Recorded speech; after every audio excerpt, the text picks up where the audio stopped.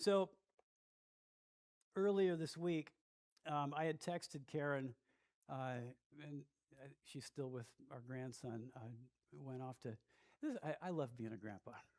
Um, we're, we're watching one of our grandsons while the kids are over in Corvallis, just spending a day together, and it's so much fun being a grandpa. So anyway, Karen's, I think she's in with the kids with Jameson. So but I had texted her a little earlier in the week and I asked her to pray for me.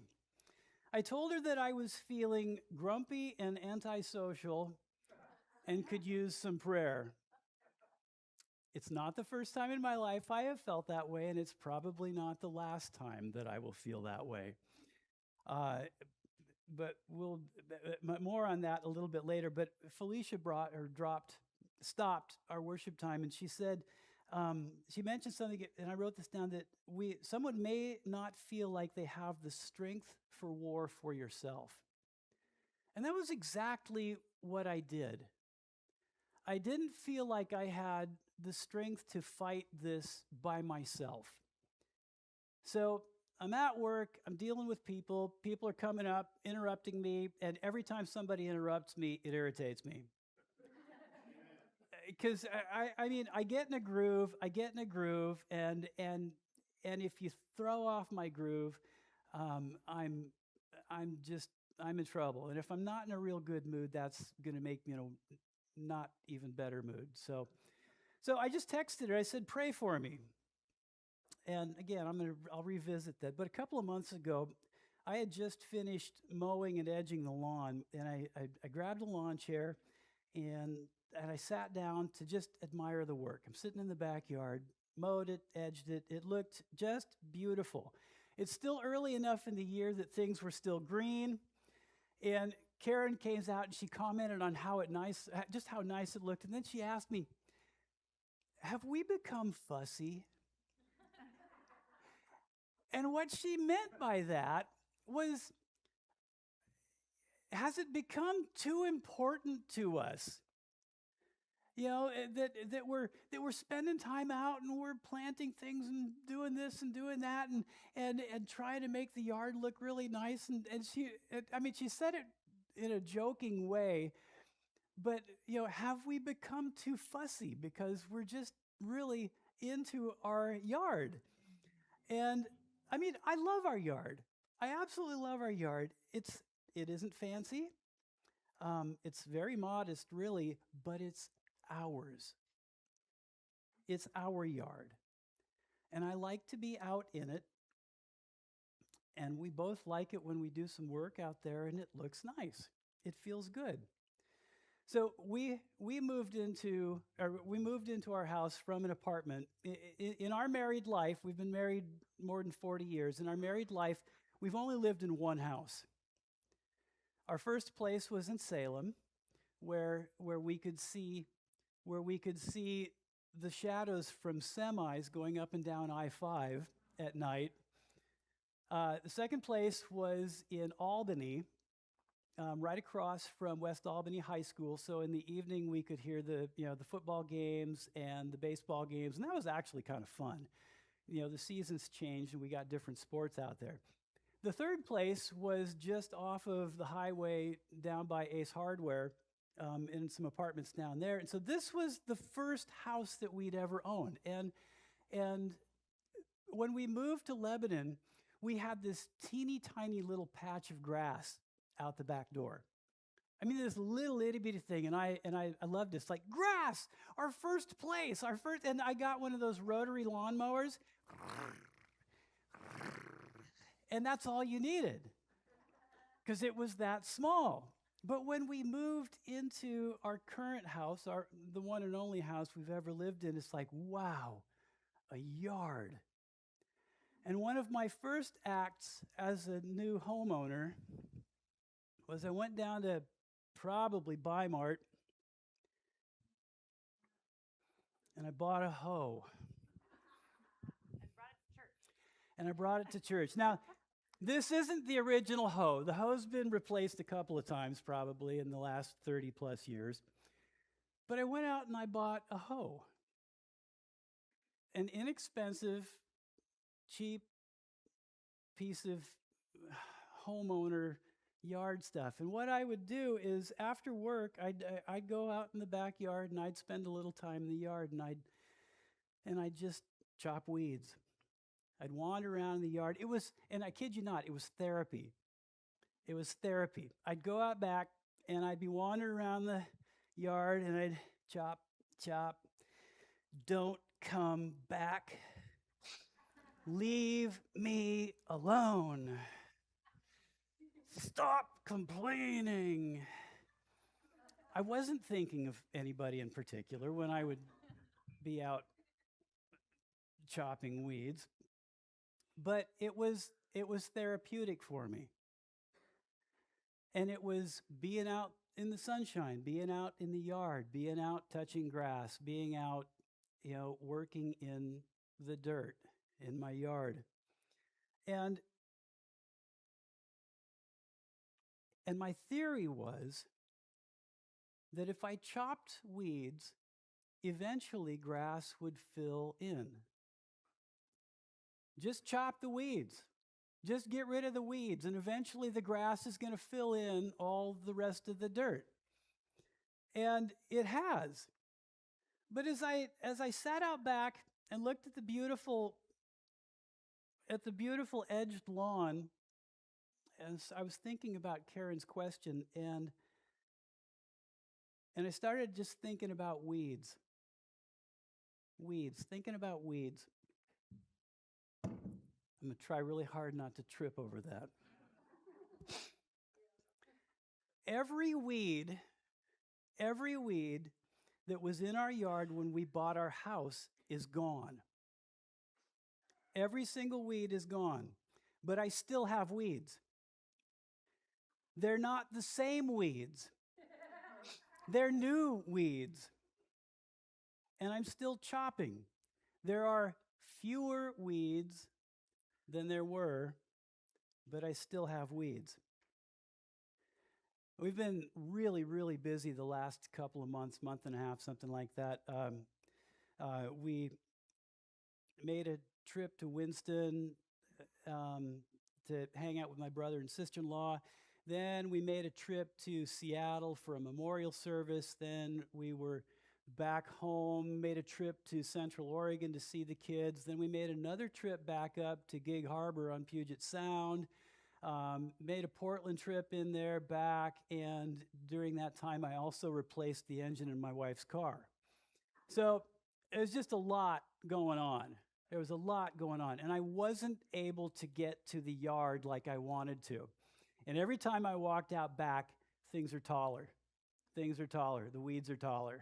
And before our last gathering group, I got out on I just said, I got to mow the lawn because it looks like a jungle out there. I got out there and I mowed it all down. The weeds are still there, but they're shorter. So, but we've been super busy. And as I was thinking about weeds, sitting in the backyard, thinking about weeds, this is what I started thinking about. They aren't the weeds from 30 years ago. They're new ones. And if you want to get rid of weeds, you have to learn to enjoy chopping weeds, or at least be diligent about it. Even if you don't like it, you've at least got to be diligent about it. And that word diligence has been a huge part of my faith journey. And while I'm sitting out there in the lawn chair, looking at the beautiful yard, I started thinking about Solomon. So today I want to take a short snapshot look at Solomon, the son of David, the king of Israel, the wisest man who ever lived. So Solomon, weeds, not weed, that's different. Weeds. Weed is another problem, but we're talking about weeds. Solomon was the son of King David and Bathsheba, who had been the wife of Uriah the Hittite. And if you read the Old Testament, Uriah the Hittite is listed among David's mighty men. He was one of David's great warriors. And and when you read the story, it's Uriah was held in such uh, high regard that his home was close enough to the palace of King David that you could look from the roof of the palace and see the top of Uriah's house where Uriah's wife had been bathing. And that was the beginning of the problem right there. Solomon is the son of King David and Bathsheba, who had been the wife of Uriah the Hittite, and that's not a great start, but we won't go into that right now. But the fact is that when Solomon was born, Scripture tells us something very interesting.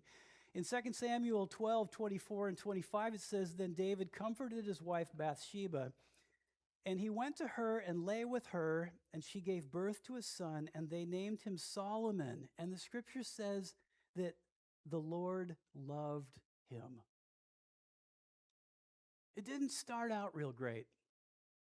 The first child from the adulterous affair died. The second child was Solomon, and it says that the Lord loved him. So Solomon grows up as the king's son among all of his brothers. He's the one who inherits the kingdom. And again, there's lots to go into that, but we won't today. In 1 Kings chapter 2, verse 1, it says that when the time grew near for David to die, he gave a charge to Solomon his son. "I'm about to go the way of all the earth," he said. "So be strong, show yourself a man, and observe what the Lord your God requires. Walk in his ways, keep his decrees and commands, his laws and requirements as written in the law of Moses, so that you may prosper in all that you do wherever you go, and that the Lord may keep his promise to me." So David's talking to his son, do this so the Lord will keep his promise to me. And then this is what the Lord's promise was: if your descendants watch how they live, and if they walk faithfully before me with all their heart and soul, you will never fail to have a man on the throne of Israel. So pay attention to the if. Pay attention to the if. God's promise to David was this: if your descendants watch how they live, and if they walk faithfully before me with all their heart and soul, you, David, will never fail to have a man on the throne of Israel. And in the following verse,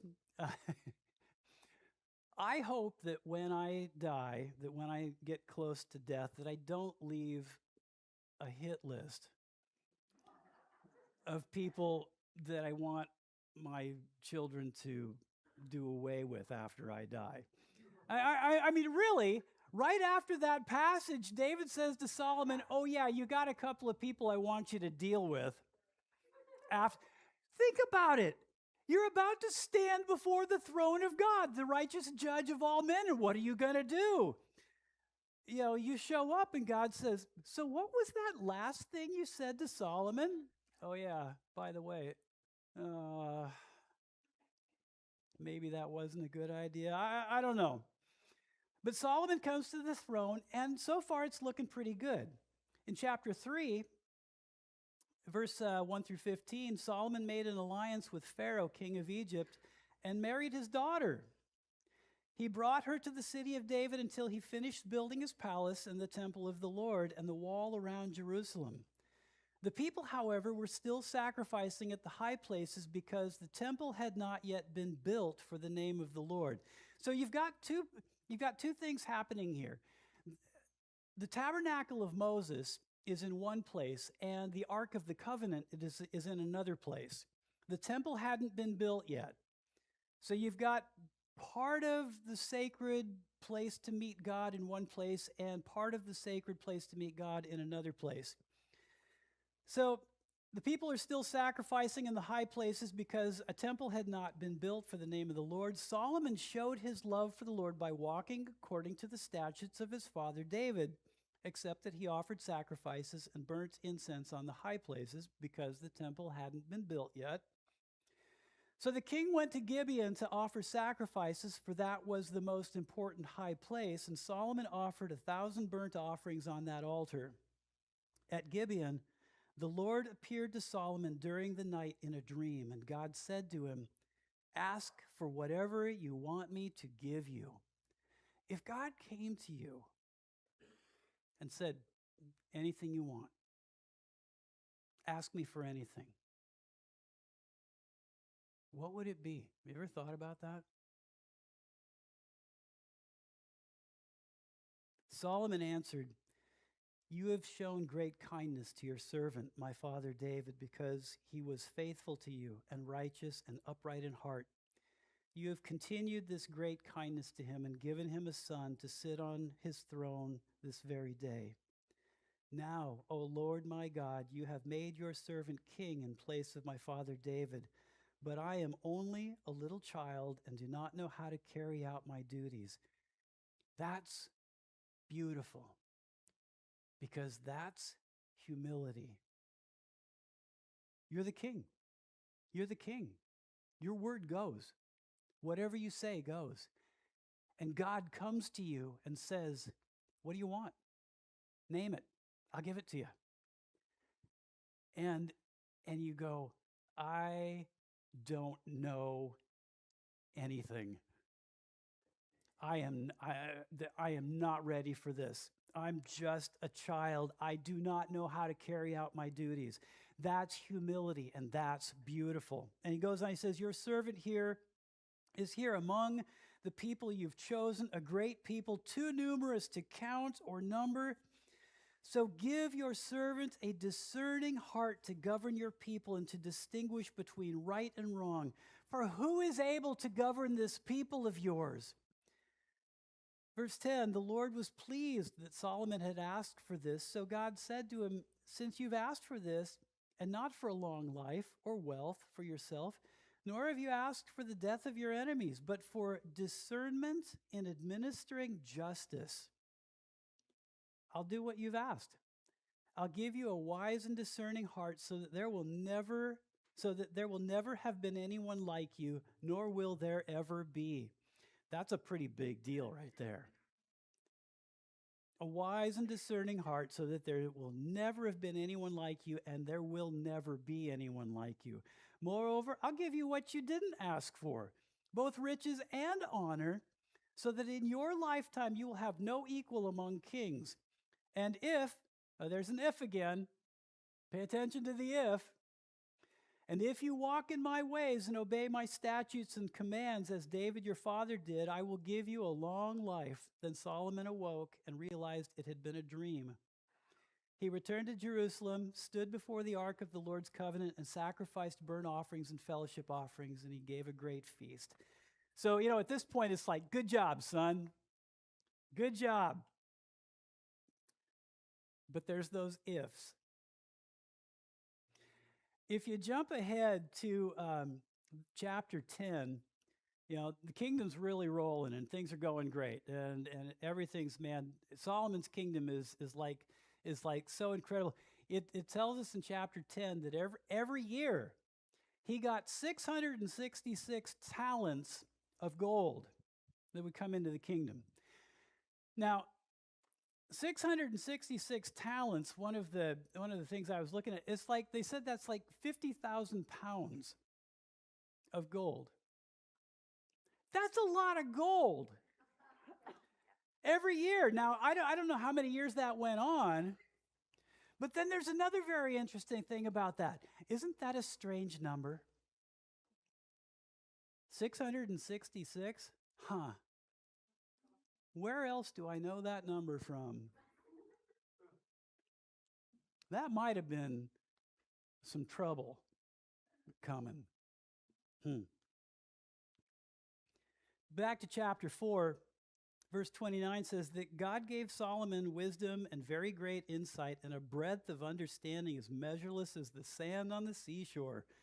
Solomon's wisdom was greater than the wisdom of all the men of the East, greater than the wisdom of Egypt. He was wiser than any other man. Verse 32, he spoke 3,000 proverbs, and his songs numbered 1,005. He described plant life from the cedar of Lebanon to the hyssop that grows out of a wall. He taught about animals and birds, reptiles and fish. Men of all nations came to listen to Solomon's wisdom, sent by all the kings of the world who had heard of his wisdom. And then Solomon builds the temple. And it's amazing. It's incredible. The insides of the rooms are lined with gold because they've got a lot of extra. You know, and so everything's made of gold, lined with gold, plated with gold. There are these two gigantic bronze pillars that are out in front of it that they're just gargantuan. There's an offering for the burnt offerings. There's this great big bronze, they call it the sea, that's filled with water, and it says that its thickness was a handbreadth. So, it's approximately that thick, the bronze, and it holds hundreds, thousands of gallons of water for the ceremonial washing. This place is a mind blower. It's just absolutely gorgeous. And as he's dedicating the temple, all of Israel comes and they build a platform, and Solomon gets up on top of this platform and he prays to the Lord. They're dedicating it. And in 2 Chronicles chapter 7, when Solomon finished praying, fire came down from heaven and consumed the burnt offering and the sacrifices, and the glory of the Lord filled the temple. The priests could not enter the temple of the Lord because the glory of the Lord filled it. And when all the Israelites saw the fire coming down and the glory of the Lord above the temple, they knelt on the pavement with their faces to the ground, and they worshiped and gave thanks to the Lord, saying, "He is good, his love endures forever." Now, in my mind, if I saw fire drop from the skies and a cloud, I would do more than just kneel down. I would be on my face so fast, and it says, that they said that he is good, his love endures forever. I'd be more like, he is good, right? He is good. Somebody remind me his love endures forever, because that's scary. That's big time scary, and I'm really hoping that he's good and that he still loves us, because if he did that to the offering, we could be next. And it would cause you to kind of sit back and take stock, wouldn't it? He is good. His love endures forever. Good thing. And sometime in here, this mysterious Queen of Sheba travels over hill and dell to come see this guy, hear his wisdom. And it says that when she saw all the kingdom, when she heard the wisdom from Solomon, both the books of Kings and Chronicles say that she was overwhelmed. Because the Queen of Sheba, she sees Solomon and the way his attendants are dressed, and everything about the kingdom and the decorations and the gardens and the temple, and says that she's overwhelmed. He's pretty impressive. The guy is a rock star. Absolutely. He's a rock star. Life is good. No, life is great. Life couldn't get any better. What could possibly go wrong? Never ask questions like that. His lawn is green and his grass is beautiful. Until it wasn't. Chapter 11, verse 1. King Solomon, however, when you see a however is like a pivot point to something that you're probably not going to enjoy. King Solomon, however, loved many foreign women besides Pharaoh's daughter that he married way back there at the start. Moabites, Ammonites, Edomites, Sidonians, and Hittites. They were from the nations about which the Lord had told the Israelites, "You must not marry them, because they will surely turn your hearts after their gods." Nevertheless, He already knew that. He knew that. He knew what he wasn't supposed to do. Nevertheless, Solomon held fast to them in love. And this is where I question whether he's really the wisest man in the world. He had 700 wives of noble birth and 300 concubines. Yee. And his wives led him astray. As Solomon grew old, his wives turned his heart after other gods, and his heart was not fully devoted to the Lord his God, as the heart of David his father had been. He followed Ashtoreth, the goddess of the Sidonians, and Molech, the detestable god of the Amorites. So Solomon did evil in the eyes of the Lord.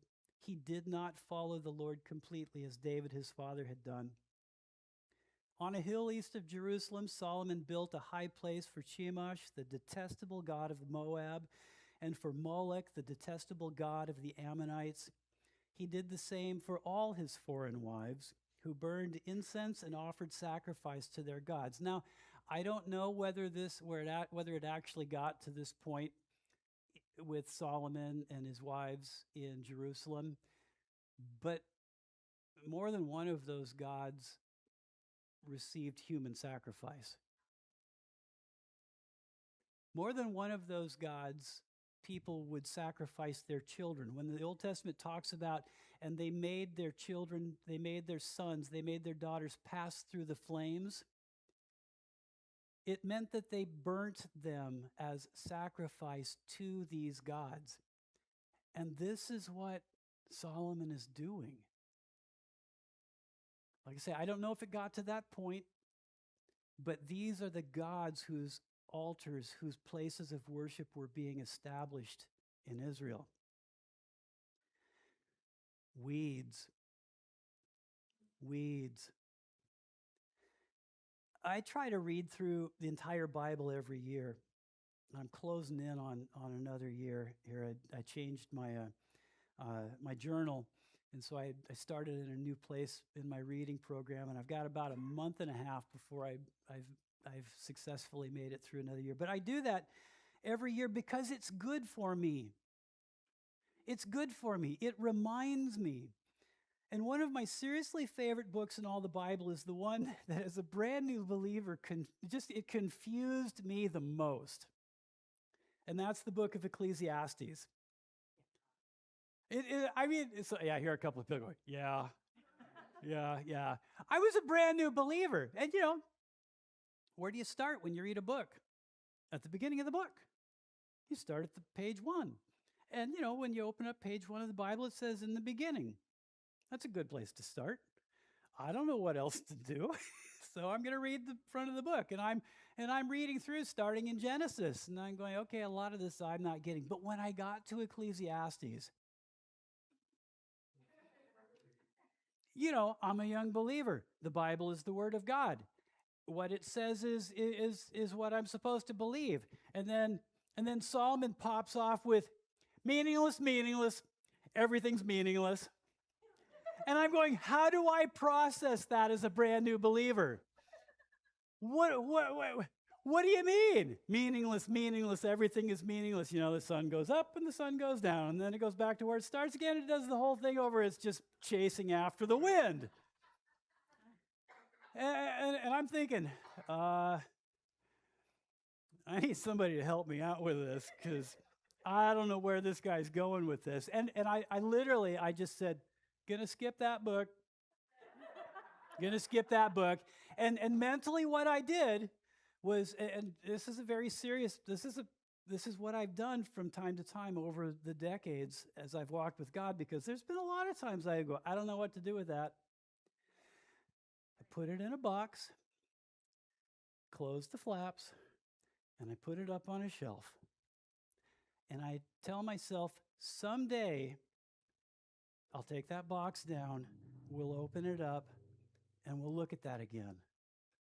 But right now, I don't know enough about it that I can do anything with it. And so I took Ecclesiastes, and I put it in a box, and I stuck it up on a shelf, and I said, someday, maybe, I'll get back to that because I don't know what to do with that. That doesn't make any sense to me at all. But now, I love it. It is seriously one of my favorite books in the Bible. At the time, I didn't understand what it was. I didn't understand the why of the book or the author. I understand it better now, and I understand why Solomon kept coming back to this refrain, meaningless, meaningless, everything's meaningless. He had everything. He had everything. He lacked absolutely nothing. He had accomplished so much, succeeded so much, and yet he was totally empty, so wise and so lost. And Jesus made a comment to his disciples in Luke chapter 9:25. He said, "What good is it for a man to gain the whole world and yet forfeit his very self?" You know, we see it all the time in the world. There are people who have everything, limitless resources, and yet life doesn't have that deeper thing, that reason, the why that makes it meaningful.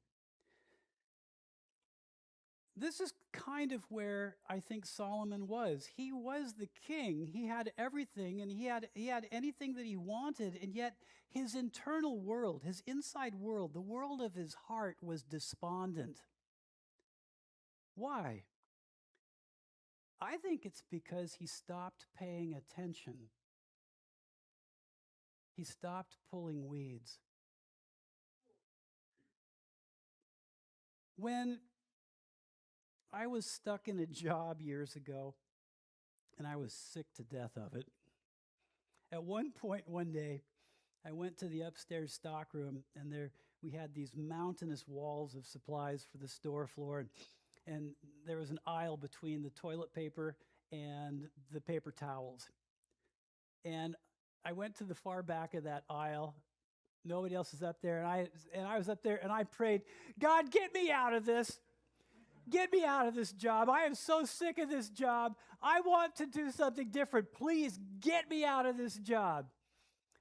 And you know what I heard the Lord say? Not until you learn to be diligent.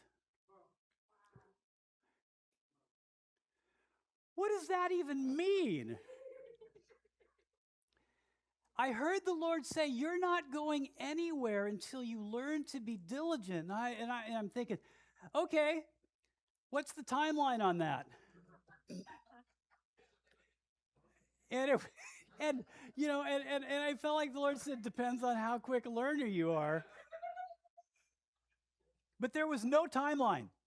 There was no timeline. You're just stuck here until you learn the lessons that you need to learn, and we see whether it sticks. Well, I was diligent for a day. Are we out of here? Nope. A week? A month? No. It's a change of your inside world, and we ain't going anywhere until you learn to be diligent. And so that word was really a part of me. And when I became pastor in Lebanon, I wrote it out in great big letters. I took a piece of paper, wrote it out in pink, and traced around it in black. And it's diligence. Doing what you need to do when you need to do it. And that became a refrain for me. Doing what I need to do when I need to do it. Learning to be diligent. And God had some work to do on my inside world. Luke 16, verse 10 says, "Whoever can be trusted with very little can also be trusted with much. And whoever is dishonest with very little will be dishonest with much." And that's a hard thing for most of us to have to face. I mean, the outside stuff is great, but Jesus has always been more concerned about the inside stuff. The inside stuff. He wants to know what's going on inside me. He can see past the fluff. He wants to know what's going on inside. That's where the Holy Spirit really wants to work. And it wasn't really about the job. For me, it was, but not for God. God really wanted to address and still is wanting to address my internal world, how I think, how I view people, and how I view myself, my motivations. Can any of you name the 7 deadly sins? Who's familiar with the 7 deadly sins? All right. This is long time traditional Christian kind of doctrine, old stuff, way back. The 7 deadly sins are pride, greed, lust, gluttony, wrath, and sloth. Read those again. Pride, greed, lust, gluttony, wrath, and sloth. Or those last two would be maybe anger and laziness. Google them sometime. You're probably going to find yourself in one or more of those categories somewhere. I was reading through the definitions. I'm going, ouch, ouch, ouch, ouch. Yeah, okay. If you don't find yourself in one or more of those categories, I can guarantee you that you're in the first category. Those are weeds. Those are weeds. One of the scriptures, because it's really easy to remember and it's really short. This kind of I've adopted as one of my life proverbs is diligent hands will rule, but laziness ends in slave labor. And there's that word again, diligence. Diligent hands will rule, but laziness ends in slave labor. And I've had to learn to, and let's put this in inverted commas.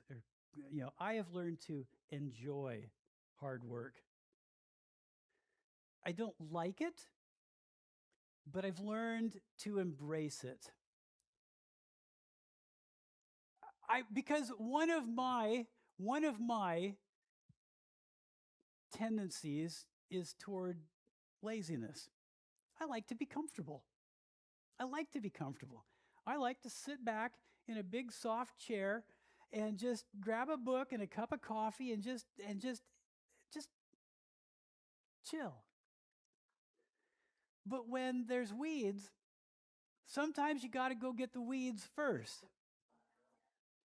And when the engine in your wife's car blows up, I don't have the money to just throw at problems. I have to get off the couch and go do something. And that sucks sometimes. Because, this is going to take my entire weekend and probably my entire next weekend. And I've got to order parts and I've got to wait for parts. And then when they show up, I realize they're the wrong parts and I have to order them again. And it's back and forth with the auto parts shop and you're greasy from stem to stern and you bust your knuckles and you bleed all over this, that, and the other thing.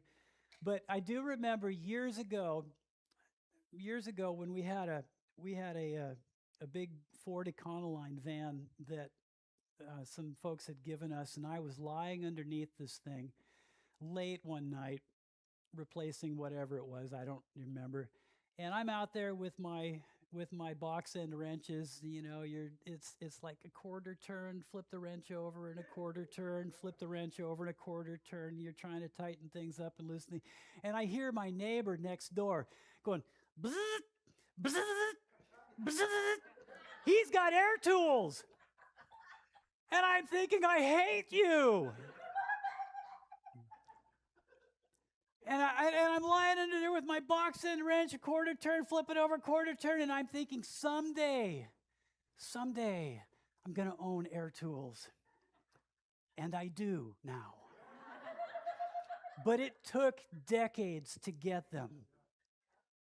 And I think some of it is that God says, Mitch, are you going to be faithful with that open-end wrench? You don't need air tools yet. I want to see whether you can be diligent with a wrench. Okay, God, faithful with a little thing. But now I own air tools, and I have to tell you, it is really a joy. I still have to replace the engine myself,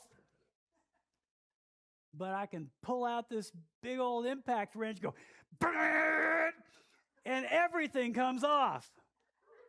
And I love it. Diligent hands will rule, but laziness ends in slave labor, and I've had to learn to enjoy work, and it's been part hard work. It's been part of my life journey. I came to faith when I was 19, and I've made a lot of mistakes and missteps along the way. But this has been an inside and outside journey for me in my life. And we're just, I'm learning how to deal with sinful patterns and predispositions in my own person.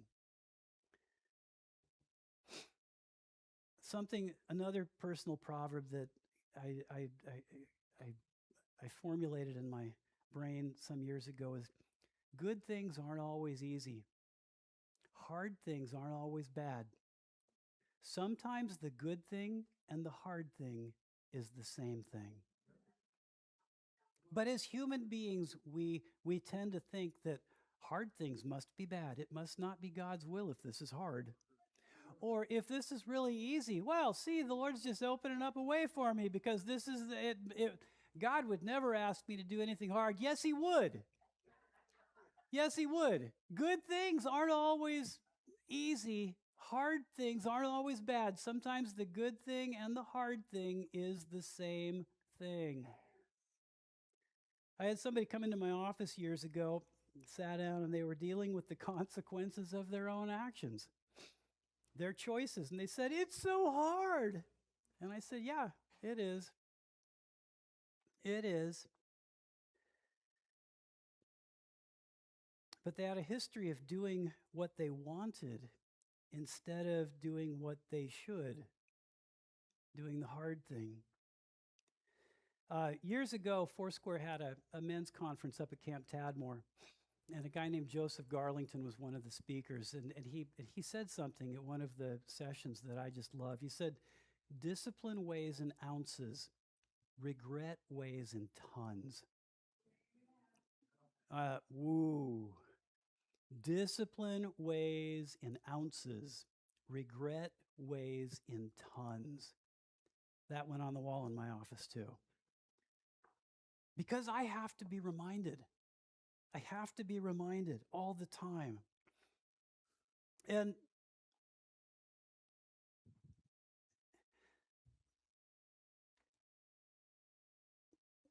I don't want certain things to find their way into my yard. Stuff gets into my yard that I don't want all the time. And my grass can be totally weedless, but right next to my yard is somebody else's property with nice, tall, fluffy dandelions. And a couple days ago, I was out in our backyard and under our grapevines. I was doing some mowing, and I looked through and I could see blackberries. and coming up from the other side of the fence. Not my blackberries, your blackberries, but they're in my yard. How many Lord of the Rings fans do we have here?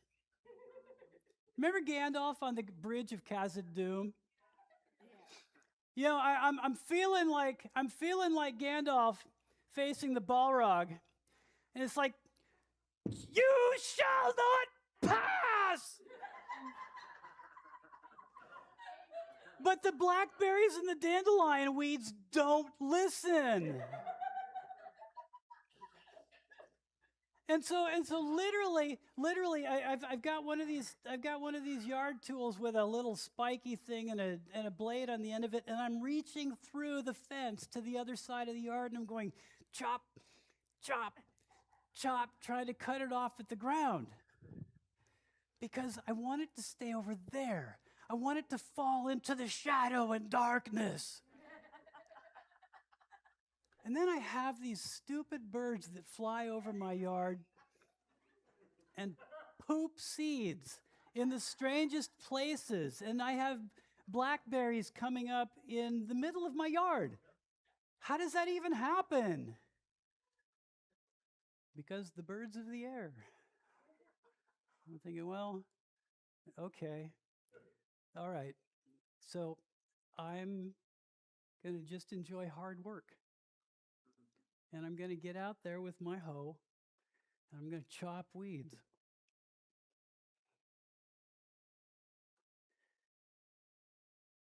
Jesus is always calling us to do the heart work. And the tendency of every one of us is to become Pharisees. That's the direction that we very often go without thinking about it. We're more concerned about the outside.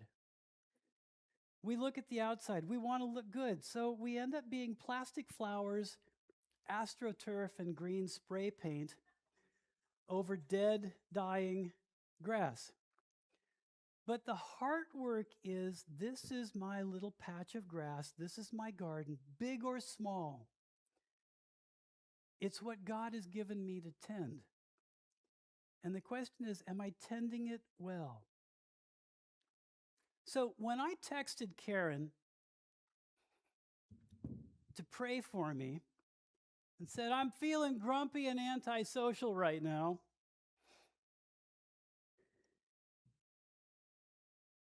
I don't want to be around anybody.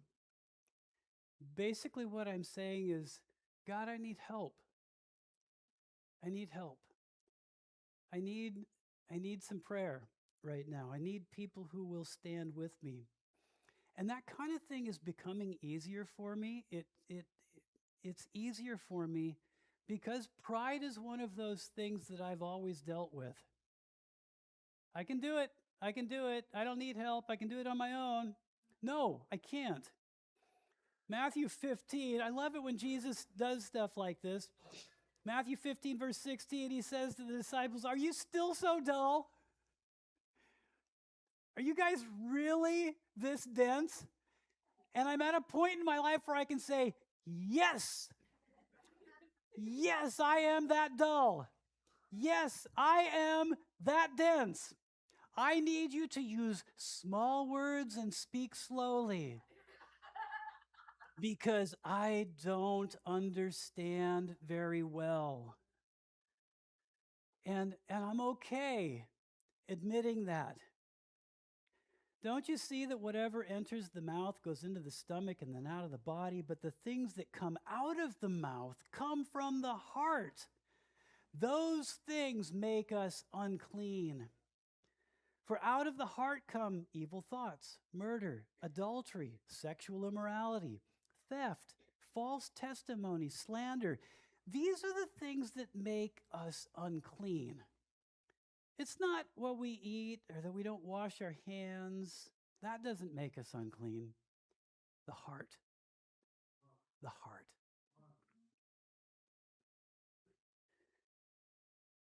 So here's the challenge.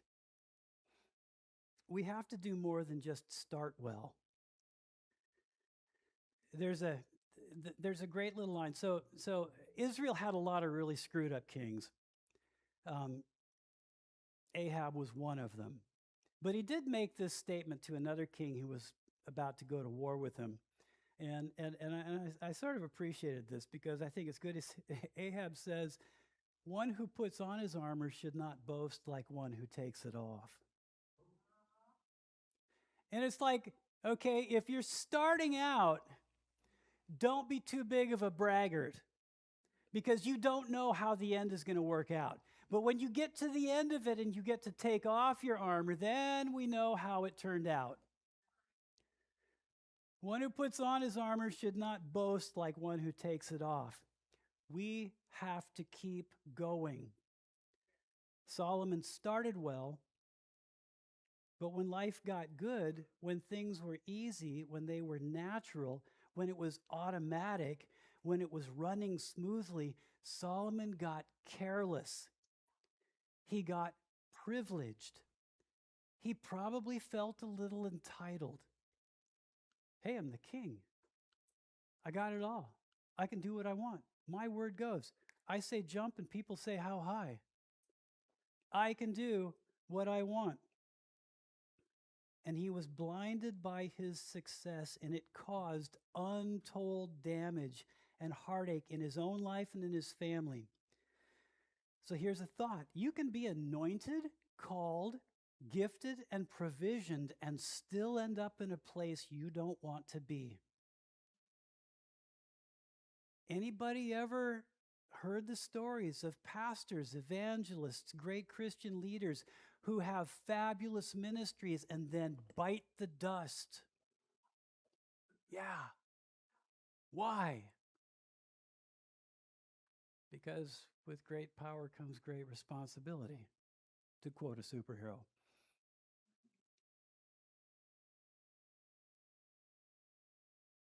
I have a sign at my bench at work. It's from a rabbinical teaching. It's right next to the WD-40 and my coaster from a McMenamins. It says, "Do not be afraid of work that has no end." It's a rabbinical teaching from just a later Jewish source. But when I saw that, I thought, do not be afraid of work that has no end. Learn to enjoy it.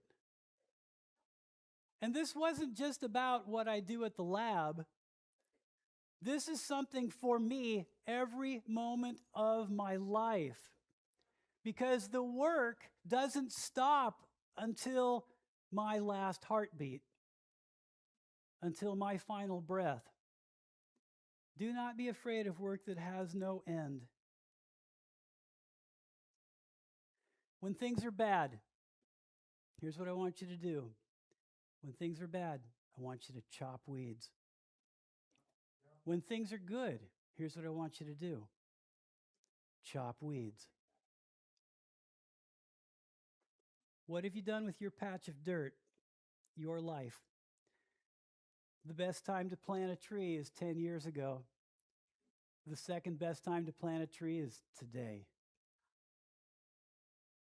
Chop weeds, plant flowers, feed your spirit, open your Bible every single day. Put the written word of God in your hearts.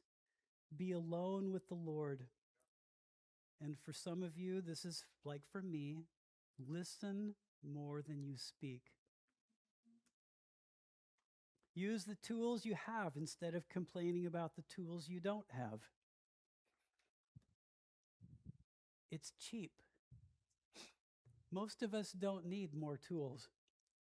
Most of us just need to use the tools we already have. And if you're faithful with a little, God will entrust you with much. Learn to love hard work. You're always going to have weeds. You're always going to have weeds. But if you're diligent about it, it won't be the same weeds. It'll just be new ones. But if you keep on chopping weeds in the garden of your life, it will get more beautiful as time goes on. But don't stop. Father, I ask your blessing, Lord, over my brothers and sisters. Father, I thank you for just simple stuff, just simple stuff. Get out there and do the work.